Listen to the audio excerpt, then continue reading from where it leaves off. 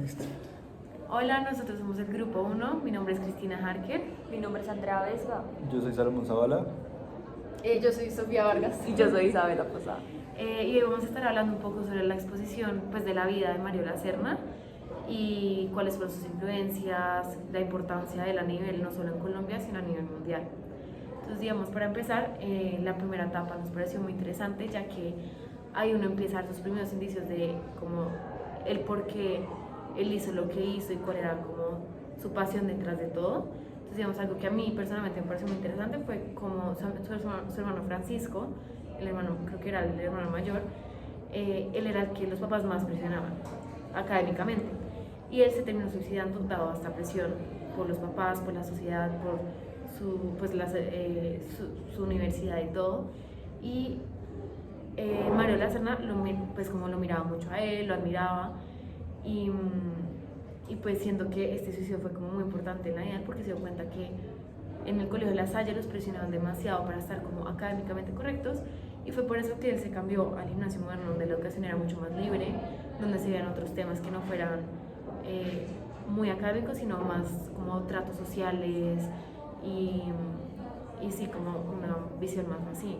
Porque digamos, yo lo sentía mucho que en toda esa primera etapa era como casi absorbiendo como conocimiento de todos lados. Entonces, como vivió en el extranjero, como digamos después estuvo en colegio, en diferentes colegios, y él mismo decía que hablaba como digamos y se comportaba como un niño, como adulto, porque digamos le gustaban mucho las cosas. Entonces siento que desde el principio como que se muestra como su interés por conocer muchas cosas de la vida. Y también siento que una de las hermanas fue una influencia muy grande, que fue, no me acuerdo cuál de la,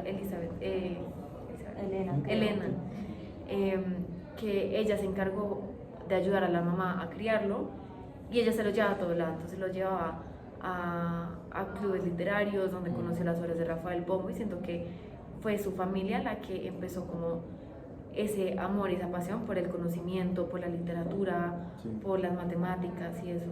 Sí, y hablando también de la educación, algo que me pareció interesante y pues a la vez extraño, es que, bueno, ellos eran 7 hermanos, 4 hombres y 3 mujeres, y realmente, o sea, contando a las mujeres, lo que les digo, raro en esa época, todos tuvieron como la misma educación, o sea, que las mujeres también podían, universitarias, colegio y todo.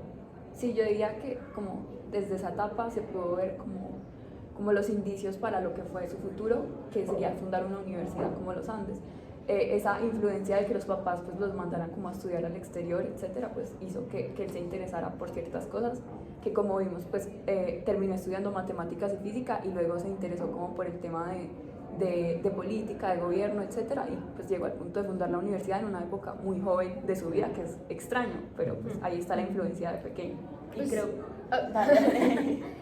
O sea, y creo que a pesar de que pues en un momento se sabe que dejó la rectoría, pues después la retomó como durante un año nomás, pero creo que de todas formas en su vida siguió influenciando como la educación y, o sea, sus últimos, por decirlo así, años de vida, o sea, a pesar de que pues sí, ya no era rector, de todas formas, igual, o sea, él fue como resto de cosas, porque fue como 2 veces embajador, siendo embajador también fue profesor en Austria de una universidad allá, igual que en Francia, en Austria, y pues creo que siempre se vio reflejado desde, como decían, sus orígenes como la educación hasta el final de su vida, como en todo el sentido, cuando también se mandó a senador, como siempre tuvo interés por la educación y por temas de pronto ambientalistas también.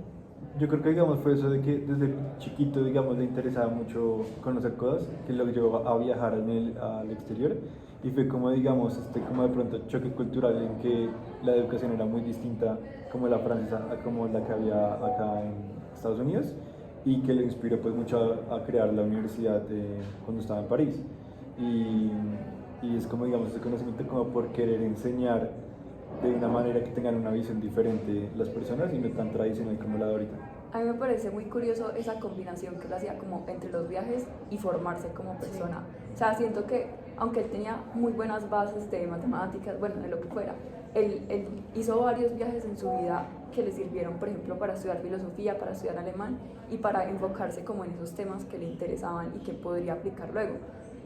Siento que hubo como un cambio muy extraño en su vida, como entre ser conservador y entre como toda esa tradición familiar y luego interesarse y ver un mundo completamente diferente como al que él estaba acostumbrado, y creo que eso le hizo como también abrir diferentes como panoramas y tomar, él fue rector de la Universidad Nacional, como decía Sofi, fue embajador, entonces como que tuvo una vida como muy, muy abierta en diferentes ámbitos.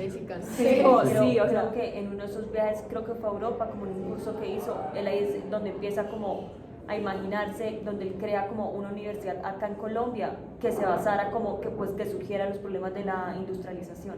Es que vamos a mí algo que, de lo que pues tú decías de su familia conservadora, es algo que yo todavía no entiendo personalmente, como alguien tan amante de la como literatura, de la filosofía, como alguien literalmente del mundo que vio todo tipo de culturas, estudió en todo tipo de universidades, vio tanto, siempre fue considerado una persona muy conservadora. yo siento que es extraño porque yo partiría como la vida de él como en varias etapas que hicieron que él como cambiara de mentalidad.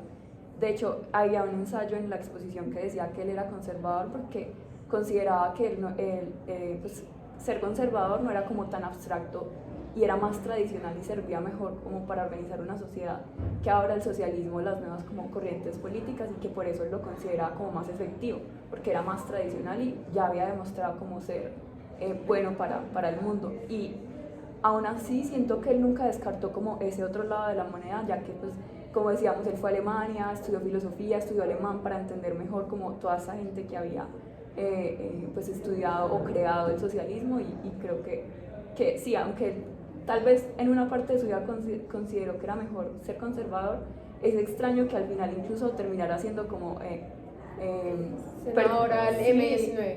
senador del partido del M19, que era pues de izquierda y era como buscaba cosas muy diferentes para Colombia, entonces sí.